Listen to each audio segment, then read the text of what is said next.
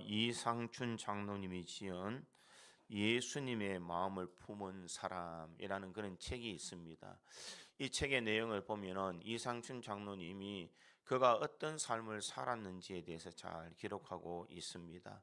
그는 경남 남해에서 태어났고 가난한 집안 형편 때문에 대학을 포기했지만 학업에 대한 열정을 가지고 그는 주경야도경을 하면서 그는 대학을 들어가게 됩니다. 1974년 결혼 후에 2주 만에 장티푸스에 걸려서 사경을 헤매고 있을 그때에 전주 예수병원에 있는 원무 목사님이 간절한 기도로 이 병을 낫게 했었습니다. 그때부터 그의 인생은 바뀌어지기 시작했습니다. 독실한 불교 신자였던 그가 예수를 영접하고 이제는 예수님을 위해서 살겠노라고 결심하며 예수님의 마음을 품는 사람이 되었다라고 그렇게 말합니다. 그는 교정직 공무원으로 1999년 교무과장으로 정년 퇴임할 때까지 35년 동안 재소자들과 함께 시간을 보냈습니다. 그는 재소자에게 예수님께서 가르쳐 주신 그 사랑이 무엇인지를 실천하기 위해서 그는 살았다. 이렇게 이야기를 합니다. 얼마 안 되는 월급을 집에 가져온 적이 거의 없었다라고 말합니다.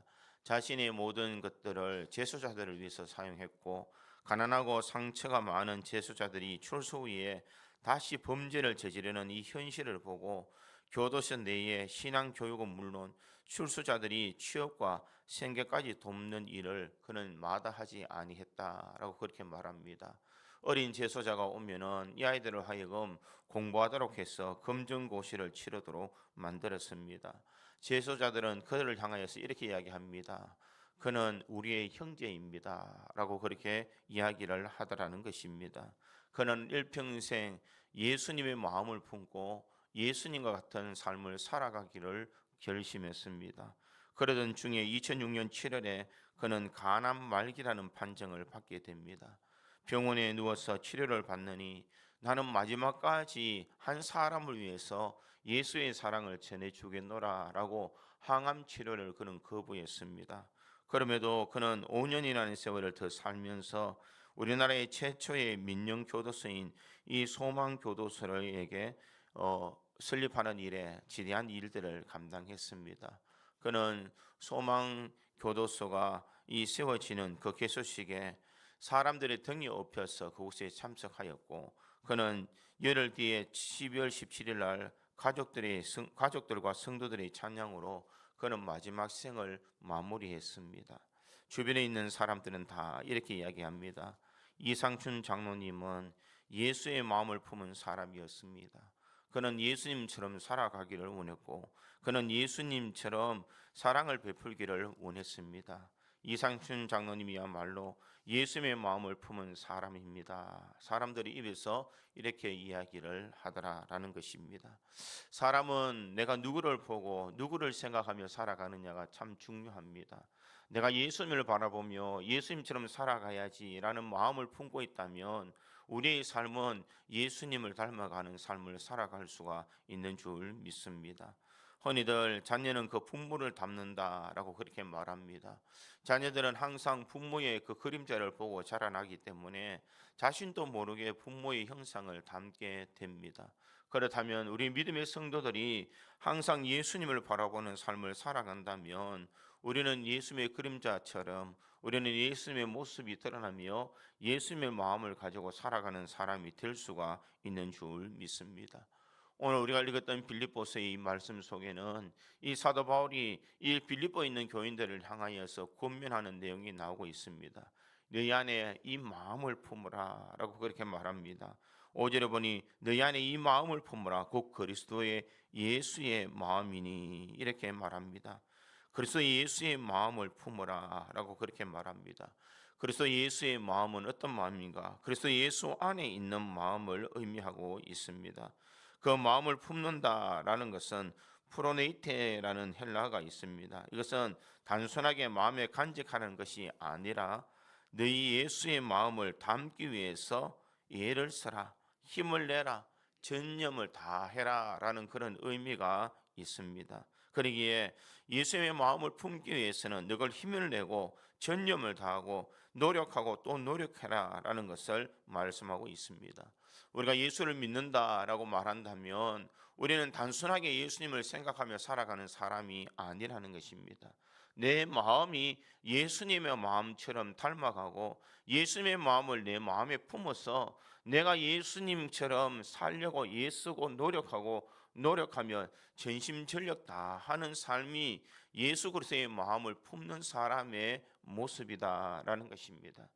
우리가 교회를 떠나가면 이 교회에서 나갈 때에 벌써 예수의 마음을 잊어버리고 우리가 세상적인 마음을 가져가며 예수님을 한 번도 생각하지 않는다면 그 마음에 예수를 품었다라고 말할 수가 없을 것입니다. 그러나 우리가 항상 내 마음속에 예수님을 생각하고 예수님처럼 살아가며 예수의 영광을 위해서 살아가기를 노력한다면 우리는 예수의 마음을 품은 인생인 줄 믿습니다. 우리가 늘 부르던 찬송가 455장의 가사에 보면 주님의 마음을 본받는 자, 그 마음에 평강이 찾아오면 험악한 세상을 이길 힘이 하늘로부터 임함이로다. 주님의 마음 본받아 살면서 그 거룩하심 나도 이루리. 이렇게 찬양을 했습니다. 주님의 마음을 본받아 살면 주님의 그 거룩하심이 우리의 마음속에 있는 줄 믿습니다. 예수의 마음을 내 마음에 품을 때에 주님 주시는 참된 평안함이 우리 속에 임하는 줄 믿습니다. 예수의 마음을 가진 사람은 그 얼굴에도 예수의 평안한 얼굴이 보여질 수가 있는 줄 믿습니다. 부끄럽지 않는 삶, 내 모든 삶이 예수님을 본받는 삶을 살아간다면 우리의 인생에는 늘 마음의 기쁨과 감사가 흘러 넘치는 줄 믿습니다. 그런 의미에서 우리 옆에 있는 분들을 바라보면서 이렇게 한번 인사하기를 원합니다. 집사님을 뵈니 예수님의 얼굴을 뵈는 것 같습니다.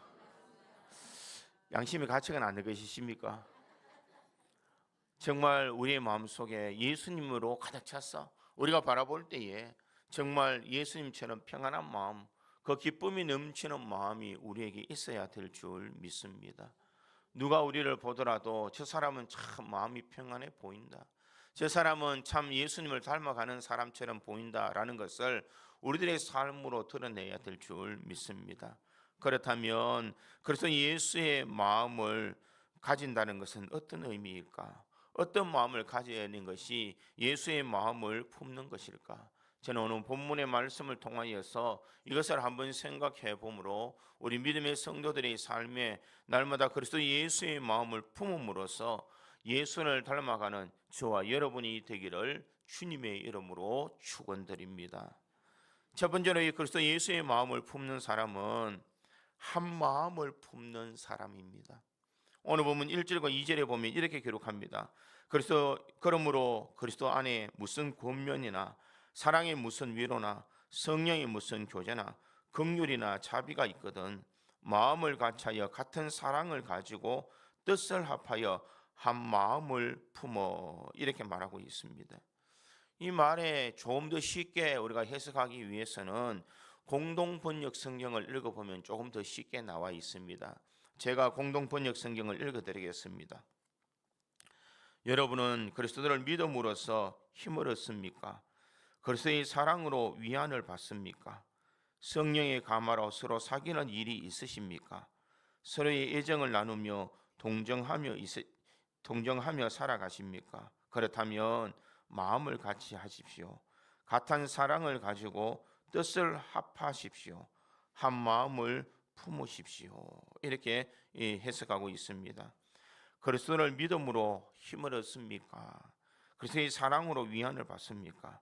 성령의 감화로 서로 사귀는 일이 있습니까? 그렇다면 한 마음을 품으십시오. 사랑으로 한 마음을 가져라라는 것을 말씀하고 있습니다. 예수님은 이 사람은 이렇게 해서 안 되고 저 사람은 저렇게 돼서 안 되고 저 사람은 이런 일들을 해서 안 된다, 이런 말이 아니라는 것입니다. 사람들은 친구를 사귈 때에 가려서 친구를 사깁니다. 이 사람은 나에게 이익이 있을까? 이 사람은 나에게 도움이 되는 것일까? 이 사람은 성격이 까칠하니까 내 친구가 안 되고, 이 사람은 조금 흠이 있기 때문에 나는 저 사람과 친구가 될 수 없다라고 사람들은 가려서 이것을 바라보게 됩니다. 예수님께서는 항상 죄인과 창기와 세리의 친구가 되어 주셨습니다. 세상 사람들이 멀리하는 사람, 세상 사람들이 가까이 하지 않는 사람에게 다가가셔서 그들에게 친구가 되어 주셨다라는 것입니다. 믿음의 삶을 살아간다고 그렇게 말하던 바리새인들의 삶은 어떻습니까? 바리새인들은 죄인이어서 그를 가까이 할 수가 없고, 또 사람들은 나쁜 짓 해서 안 되고, 이 사람은 이 병이 들어서 안 되고, 이 사람은 율법에서 어긋나기 때문에 나는 가까이 할 수 없다라고 배척하던 사람이었습니다. 사랑이라는 마음은 하나도 없고 율법의 잣대를 가지고 살아왔던 이 바리새인의 삶은 많은 사람들에게 사랑과 위로를 주는 것이 아니라 상처와 아픔을 주는 삶을 살아가더라라는 것입니다. 여기서 같은 마음이라는 것은, 예수 그리스도의 마음이라는 것은 어떤 마음일까? 주님처럼 이 사랑하는 마음이 있어야 됩니다. 긍휼히 여길 수 있는 마음, 불쌍히 여길 수 있는 마음이 우리에게 있어야 된다라는 것입니다. 예수님처럼 참 소외받고 가난한 사람들에게 위로가 되어 줄 수 있는 그런 마음이 있어야 됨을 말하고 있습니다. 사도 바울은 왜 이 본문의 말씀을 이렇게 적었을까? 그것은 4장에서 보면 이 빌립보 교회에 문제가 많았기 때문입니다. 빌립보서 4장 2절에 보니 내가 유오디아를 권하고 순두계를 권하노니 주 안에서 같은 마음을 품으라, 이렇게 권면합니다. 여기 보면 유오디아와 순두계를 권한다라고 이렇게 말합니다. 이들은 분명 교회에서 열심히 있던 사람입니다. 서로 열심을 다하여 교회를 섬기는 사람인데, 문제는 무엇인가? 서로 같은 마음을 가지지 못하더라라는 것입니다. 내가 하는 것이 맞고, 내가 하는 것이 정당하고, 내가 하는 것을 통하여서 내 입장과 내 생각이 다 맞아야 된다라고 서로 자신의 주장을 내세우는 삶을 살아가더라는 것입니다. 이런 문제 있는 그런 삶, 이런 그런 문제 있는 사람들에게 예수 그리스도의 마음을 품으라라는 것입니다. 제발 한 마음을 가지고 예수님을 섬겨라. 한 뜻을 품고 하나님의 거룩한 일들을 감당하는 일에 서로 열심을 내라라는 것을 말하고 있습니다. 요디아와 순두계처럼 서로 열심은 있었으나 한 마음을 가지지 못하고 교회에서 늘 분열이 일어나고 같은 마음을 품지 못함으로 교회가 시험에 드는 일들이 일어나지 않도록 하라라는 것을 말하고 있습니다. 교회 안에는 수많은 다양한 사람들이 있습니다. 각양각색의 사람들이 다 살아갑니다. 내 마음에 맞추어 살아갈 수 있는 사람이 누가 있겠습니까? 많은 사람들은 다 내 마음 같지 않는 사람들입니다. 심지어 집에서도 이 자녀들도 내 마음 같지 않게 살아가는 그런 자녀들이 많지 않습니까? 교회는 참 다양한 사람들이 있습니다. 내 생각과 다른 생각을 하는 사람들이 참 많습니다. 그러나 예수님께서는 우리들에게 뭐라고 말씀하시는가? 예수 안에서 한 마음을 품으라라는 것입니다. 같은 마음을 품고 같은 뜻을 가지고 주의 거룩한 일들을 감당하라라는 것을 말하고 있습니다. 여기서 같은 마음을 품으라라는 그 마음은 바로 서로 이해해라, 서로 생각하라라는 것을 말하고 있습니다. 내 생각과 다르다고 해서 그 사람을 배척하는 것이 아니라, 내 생각과 다르지만 그 사람의 입장에서 이해해 줄 수 있는 마음을 가져라라는 것을 말하고 있습니다.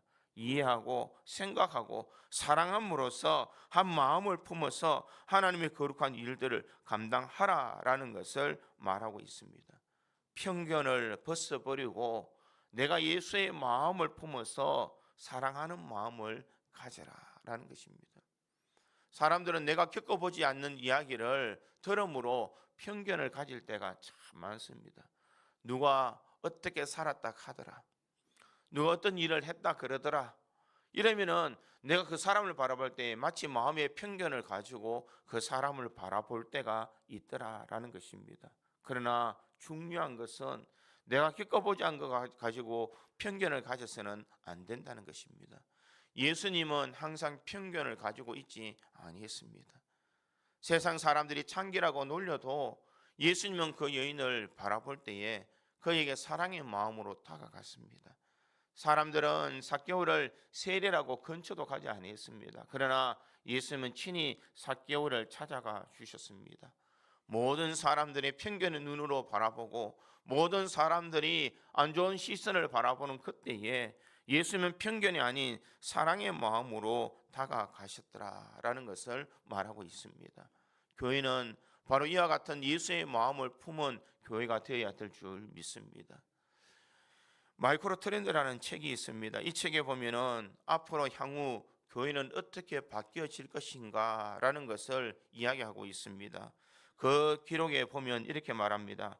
교회는 앞으로 취미가 같은 사람, 성격이 같은 사람, 여러 가지 직장이 같은 사람, 서로 끼리끼리 모임의 교회로 바뀌어 갈 것이다. 이렇게 이야기를 하고 있습니다. 교회는 취미가 같거나 혹은 성격이 같거나 혹은 직장이 같거나 혹은 끼리끼리 모임이 같은 교회로 된다면 이것은 교회다운 기능을 발휘할 수가 없을 것입니다. 내 마음에 맞지 않으면 교회에 오지 못하고 내 생각과 다르면 교회에 발을 붙이지 못하는 일들이 일어날 수밖에 없다라는 것입니다. 그러기에 교회는 이와 같은 교회로 바뀌어서는 안 된다는 것입니다. 이 교회는 예수 그리스도의 몸된 교회인 줄 믿습니다. 이 교회의 주인은 내가 아니라 우리 예수님이시고 예수님께서 다스리시는 곳이 바로 이 교회인 줄 믿습니다. 그러기에 이 교회에 오는 모든 사람들은 이곳에 와서 주님의 은혜를 받고 주님의 위로함을 받고 소망을 가지고 살아갈 수 있는 아름다운 전이 되어야 될 줄 믿습니다. 그러기에 교회는 때로는 상처받은 사람들이 참 많이 오는 곳입니다. 주님의 위로가 그리워서 누군가가 내 마음의 위로를 받기 위해서 이곳에 오는 사람들이 참 많이 있습니다. 상처받고 지친 사람들이 와서 주님의 은혜를 받고 다시 힘을 얻고 소망을 얻는 것이 바로 교회인 줄 믿습니다.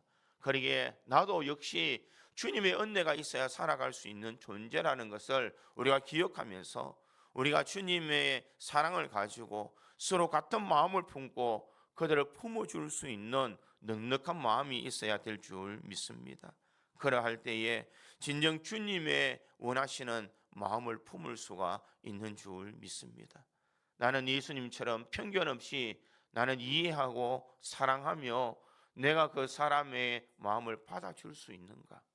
우리가 아직까지 그와 같은 마음을 가지지 못했다면 우리는 성숙한 그리스도인이라고 말할 수가 없을 것입니다. 앞에 있는 목사로부터 이곳에 앉아있는 모든 성도들은 다 예수님의 마음을 품으려고 노력해야 되는 사람인 줄 믿습니다. 아무리 노력해도 여전히 인간적인 생각을 가질 수밖에 없는 나약한 존재이지만 그럼에도 불구하고 우리는 예수님의 마음을 품으려고 우리는 노력해야 될 줄 믿습니다.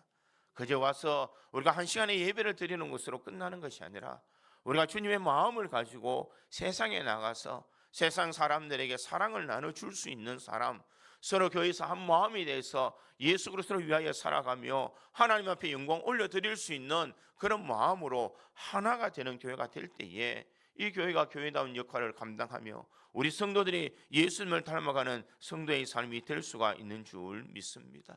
항상 사랑을 나누며 서로 함께 함으로써 한 마음을 품어 주의 몸된 교회를 잘 세워갈 수 있는 우리 거지 장로교회 모든 성도들이 되기를 주님의 이름으로 축원드립니다.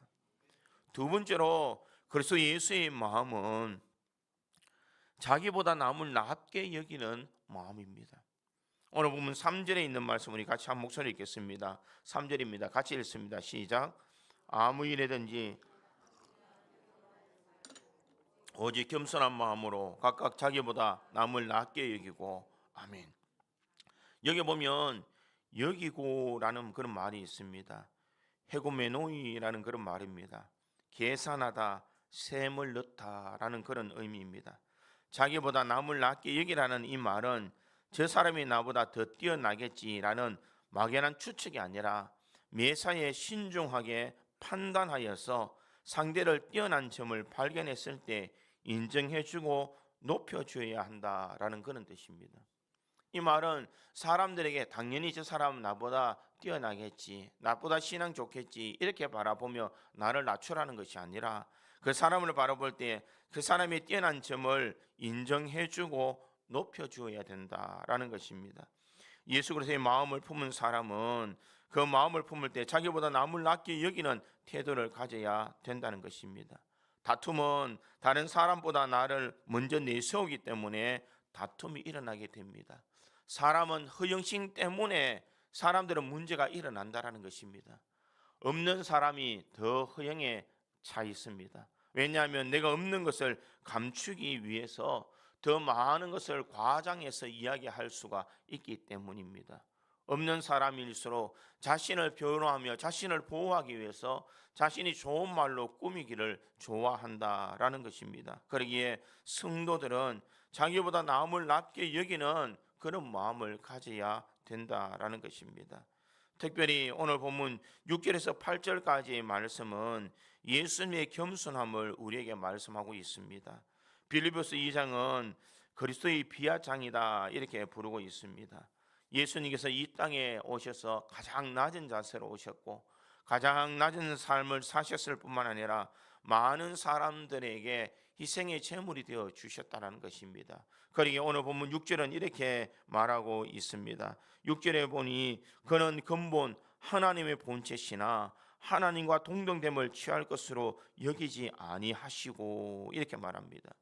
원래 예수님께서는 하나님이셨다는 것입니다. 그러나 하나님과 동등됨을 취할 것으로 여기지 아니하셨다라는 것을 말하고 있습니다. 주님은 가장 낮은 자로서 주님께서는 하나님 보좌를 버리시고 가장 낮은 이곳에 내려오셨다라는 것입니다. 예수님께서 이 땅에 오신 이유는 무엇일까? 신학자인 영안이라는 사람은 그의 책에서 이렇게 말합니다. 겸손한 사람은 다른 사람에게 무능하게 보일지 모른다. 그렇지만 겸손한 사람은 하나님께 가장 사랑받는 능력자이다. 이렇게 말하고 있습니다. 겸손하다, 낮아진다. 그것은 다른 사람에게는 바보처럼 보일 수도 있지만 하나님 앞에는 가장 큰 사랑을 받는 능력자다. 이렇게 말하고 있다는 것입니다. 그러기에 우리가 겸손한 마음, 낮아지는 마음, 이 마음은 어떤 마음일까? 그것은 바로 예수님처럼 자기를 비워 종의 형체를 가져 사람들과 같이 될 수 있는 마음을 이야기하고 있습니다. 자기를 낮추고 죽기까지 복종하시는 마음, 이것이 바로 주님께서 우리들에게 원하시는 겸손의 마음인 줄 믿습니다. 레마 주석에 보면은 이 겸손에 대해서 이렇게 말합니다. 겸손은 가장 먼저 내 자신의 죄와 허물을 깨닫고 하나님 앞에 회개하는 것, 이것이 겸손이다 이렇게 말합니다. 내가 부족함을 알고 주님 앞에 나와서 내 모든 죄를 자복하며 나는 죄인이다라는 것을 인정하는 것이 첫 번째 겸손이다라는 것을 말합니다. 두 번째는 말씀에 잘 순종하는 것이 겸손이다라는 것입니다. 내 생각, 내 의지대로 살아가는 것이 아니라 말씀에 순복하며 말씀대로 살아가는 것이 겸손한 사람의 모습이다라는 것입니다. 내가 세상을 살아보니 네 세상은 이렇게 살아가야 되더라라는 것을 이야기하는 것이 아니라 내가 세상에 아무리 많은 경험이 있고 많은 위치가 있다 할지라도 말씀에 내 자신을 낮추는 것이 바로 겸손이다 이렇게 말합니다. 세 번째는 내 한계와 연약함을 인정하고 하나님의 능력을 의지하는 것, 이것이 겸손이다 이렇게 말합니다. 나는 아무것도 아니다라는 것입니다. 하나님께서 나를 붙들어 주시지 않는다면 나는 그 어떤 것도 감당할 수 없는 나약한 인생이다라는 것을 깨닫는 것이 겸손이다라는 것입니다. 사랑하는 성도 여러분, 나는 과연 겸손한 자기를 낮추는 겸손한 삶을 살아가고 있느냐라는 것입니다. 진정 예수의 마음을 본받기 위해서 우리가 나를 낮추는 수 있는, 우리가 나를 나보다 낮게 여길 수 있는 그런 마음이 우리 속에 있느냐라는 것을 생각해야 될 줄 믿습니다. 사도 바울은 항상 나의 나된 것은 하나님의 은혜입니다 이렇게 고백했습니다. 이것이 바로 우리의 고백이 되어야 될 줄 믿습니다. 내가 지금 이 자리에 올 수 있는 것, 내가 이렇게 살아갈 수 있는 것은 전적인 하나님의 은혜입니다. 이것이 바로 자기를 낮추고 겸손하게 예수님을 닮아가는 인생의 모습인 줄 믿습니다. 그런 의미에서 우리 이렇게 한번 고백하기를 원합니다. 나의 나된 것은 전적인 하나님의 은혜입니다. 우리가 이 마음을 소유할 수 있기를 간절히 소망합니다. 내가 나된 것은 전적인 하나님의 은혜입니다. 내가 사는 것도, 내가 건강한 것도, 내가 물질을 가지고 있는 것도, 내 자녀들이 형통할 수 있는 것도 다 하나님의 은혜입니다. 그러기에 야고보 사도는 야고보서 4장 6절에 이렇게 말합니다. 그러나 더욱 큰 은혜를 주시나니 그러므로 일렀으되 하나님이 교만한 자를 물리치시고 겸손한 자에게 은혜를 주신다 하였느니라. 이렇게 말하고 있습니다. 하나님은 낮추는 사람, 그 사람에게 은혜를 베풀어 주시는 줄 믿습니다. 항상 나 자신을 낮추고 주님의 기쁨이 되는 믿음의 삶을 살아갈 때에 주님께서 주시는 은혜가 우리에게 임하는 줄 믿습니다. 우리는 신앙의 삶을 살아갈 때도 우리는 영적인 교만함을 버려야 될 줄 믿습니다. 목사는 성도들보다 더 많은 영적인 권위를 가지고 있다는 생각을 버려야 됩니다. 교회 오래 다니신 분들도 마찬가지로 내가 이런 영적인 교만을 우리가 내려놓아야 될 줄 믿습니다. C.S. 루이스라는 목사님은 이렇게 말합니다. 교만은 영적인 암입니다. 이렇게 말합니다. 교만한 사람의 특징은 무엇이냐? 감사하지 않는 사람이 교만하다는 것입니다. 하나님의 그 놀라운 은혜를 받았으면서도 그 입에서 감사의 고백이 없는 것은 그가 교만하기 때문에 감사함이 없다라는 것을 말하고 있다는 것입니다. 두 번째는 교만한 사람은 원망과 불평을 한다라는 것입니다. 내가 왜 이런 일들이 일어날까? 왜 사람들이 이렇게 살아갈까? 원망하고 불평하며 살아가는 이 모든 것은 그 마음에 영적인 교만함이 있기 때문이다라는 것을 말하고 있습니다. 또한 C.S. 루이스의 세 번째, 교만한 사람은 사랑할 수가 없는 사람이다 이렇게 말합니다. 사랑받기를 좋아하지만 사랑을 줄 수 없는 사람이 교만한 사람임을 말하고 있습니다. 네 번째는 교만한 사람은 자족하는 마음이 없고 감사하는 마음이 없고 만족하는 마음이 없다 이렇게 말합니다. 스스로 만족하며 감사하고 또한 만족하는 마음이 없는 삶, 이것이 바로 교만한 사람의 모습이다라는 것을 말하고 있습니다. 사랑하는 성도 여러분, 우리의 마음속에 감사가 없습니까? 그렇다면 내가 영적으로 교만한 인생인 줄 믿습니다. 주님의 은혜에 감사하며 내 삶을 살아가는 모든 순간순간을 감사할 수 있을 때에 우리는 겸손하게 주님 앞에 나아갈 수 있는 줄 믿습니다. 나의 마음에 원망과 불평함이 있습니까? 이 원망과 불평함이 있는 사람은 교만한 사람이라고 이야기합니다. 그러기에 우리는 늘 원망과 불평함보다는 감사와 기쁨의 삶을 누려나가야 될 줄 믿습니다. 내 마음에 사랑하는 마음이 없다면 이것 역시 나에게는 교만한 마음이 있다는 것을 기억하고 우리는 사랑의 마음으로 살아가야 될 줄 믿습니다. 성도를 세워주고 저 사람이 나보다 낫다라는 것을 인정하며 서로 믿음의 길을 달려갈 때에 이것이 바로 예수님께서 우리들에게 주신 말씀임을 우리가 깨달아야 될 줄 믿습니다. 예수님은 우리와 같이 낮아지기 위해서 하늘의 보좌를 버리시고 이 땅에 오셨습니다. 우리 모든 사람들에게 가장 비천한 모습으로 살아가셨던 주님, 십자가의 모든 고난을 당하시면서 자기를 낮추셨던 그 주님의 모습을 우리는 본받으며 살아가야 될 줄 믿습니다. 가정에서도 남편은 아내를 높여주고 아내는 남편을 높여주는 삶을 살아야 됩니다. 자녀들은 부모를 높여주며 부모의 은혜를 잊지 않는 삶을 살아가야 될 줄 믿습니다.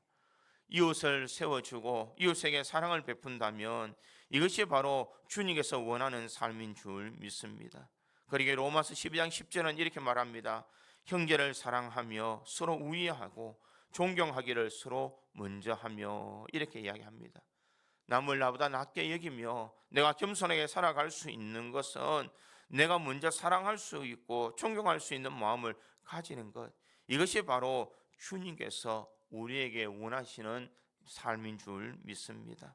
그러기에 우리는 항상 부족하지만 하나님의 은혜로 살아간다는 것, 하나님의 놀라운 능력으로 살아간다는 이 놀라운 사실을 우리가 잊지 말아야 될 줄 믿습니다. 항상 내 마음에 겸손한 마음이 있는가? 내가 다른 사람보다 다른 사람을 더 낮게 여길 수 있는 그런 겸손한 마음이 있는가? 내가 남을 다른 사람보다 더 낮게 여기는 마음이 있는지를 한번 생각해 보므로 우리가 항상 주님 앞에 예수 그리스도의 마음을 품는 믿음의 삶을 살아가는 우리 구지 장로교회 모든 성도들이 되기를 주님의 이름으로 축원드립니다. 세 번째로 그리스도 예수의 마음은 돌보는 마음입니다. 오늘 본문 4절에 보니 이렇게 기록합니다. 각각 자기 일을 돌볼 뿐더러 또한 각각 다른 사람의 일을 돌보아 나의 기쁨을 충만하게 하라, 이렇게 말합니다. 자기 일을 돌볼 뿐더러 또한 다른 사람의 일을 돌보아, 이렇게 말하고 있습니다. 돌보는 삶, 이 돌본다라는 것은 한 가지 목적을 가지고 나를 위해서 달려가는 것을 이야기하고 있는데, 예수님께서도 이 모든 사람들을 위해서 예수님께서는 그 모든 한가지의 목적, 인류를 구원하시기 위해서 십자가에 달려 돌아가시기 위해서 모든 사람을 구원하시기 위해서 이 땅에 오신 그 길을 굽히지 아니하는 삶을 이야기하고 있습니다. 예수님은 모든 삶을 예수님이 십자가에 지시는 그 사명에 대한 삶을 늘 간직하고 살았다라는 것입니다. 이 땅에서 부귀와 영화를 생각한 것이 아니라 예수님은 나라 살아가는 모든 순간순간 바쁜 가운데서도 병자를 고치시고 치유하시며 말씀을 선포하시며 수많은 사람들의 아픔과 함께 하셨던 그 이유가 어디에 있을까? 그것은 바로 주님께서 그와 같은 이 사람들을 통하여서 주님의 하나의 목적, 내가 이 모든 사람을 구원해야 된다는 그 하나의 목적을 가지고 살아셨다라는 것입니다. 십자가의 사랑을 살아가기 위해서 세상에 수많은 소외되는 사람을 돌보는 삶을 사셨던 분이 우리 예수님이시다라는 것을 말씀하고 있습니다. 그러기에 모든 인류를 돌보시기 위해서 주님께서는 가장 낮고 험한 이곳에 오셔서 가장 처참한 죽음을 당하셨다라는 것을 말씀하고 있습니다. 그러기에 예수님께서 이 땅에 오셔서 우리를 위하여 베풀으신 놀라운 은혜를 우리가 잊지 말고 우리 또한 예수님처럼 살아가는 인생의 삶을 살아가야 될 줄 믿습니다. 오늘 본문 8절의 말씀에도 보니 사람의 모양으로 나타나사 자기를 낮추시고 죽기까지 복종하셨으니 곧 십자가에 죽으심이라. 주님께서 우리들에게 베풀어 주신 그 놀라운 은혜, 그 마음은 자신이 죽기까지 복종하심으로 말미암아 우리 모든 사람들을 구원해 주시는 은혜를 주시기 위해서다라는 것을 말하고 있습니다. 그래 믿음의 성도는 어떠한 삶을 살아가든지 예수님을 본받는 삶을 살아가기 위해서 우리가 나를 돌볼 뿐만 아니라 다른 사람도 돌볼 수 있는 넉넉한 마음이 우리에게는 있어야 될 줄 믿습니다. 다른 사람을 돌볼 수 있는 마음, 나보다 다른 사람을 생각할 수 있는 그 마음이 있을 때에 우리는 섬김의 삶이 무엇인지를 알 수가 있는 줄 믿습니다. 그러기에 믿음의 성도는 어떤 삶을 살아가든지 우리는 서로 배려해주고 서로 나눌 수 있는 넉넉한 마음이 우리에게 있어야 됩니다. 정말 돌볼 수 있는 마음, 정말 돌아볼 수 있는 그런 심령을 우리가 가져야 될 줄 믿습니다. 지금 이 시대를 살아가고 있는 우리 모든 성도들이 알아야 되는 것은 이 시대에는 사람들의 마음이 이기적인 마음이 참 많습니다. 옛날에는 가난해도 나눠줄 수 있었고 사랑해 줄 수 있는 마음이 참 많았습니다. 어려운 사람들을 돌볼 수 있는 마음들이 참 많이 있었습니다. 그러나 지금 더 잘 살고 더 부하게 살아가지만 우리의 마음에는 더 이기적인 마음으로 나만 생각하는 사람들이 참 많다라는 것입니다.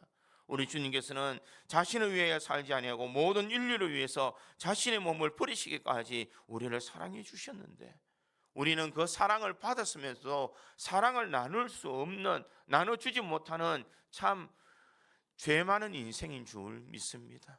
늘 욕심을 가지며 늘 나를 먼저 생각하며 늘 나를 위해서 살아가는 우리의 인간적인 모습을 우리는 내려놓아야 될 줄 믿습니다. 예수님의 마음처럼 나보다 나를 낮게 여기며 다른 사람에게 서로 섬겨줄 수 있는 그런 베품을 내놓을 수 있는, 돌봐줄 수 있는 넉넉한 마음이 우리에게 있어야 될 줄 믿습니다. 예수 믿는다라고 말하면서도 예수님의 모습을 갖추지 못한다면 우리는 예수님을 믿는다라고 말할 수가 없을 것입니다.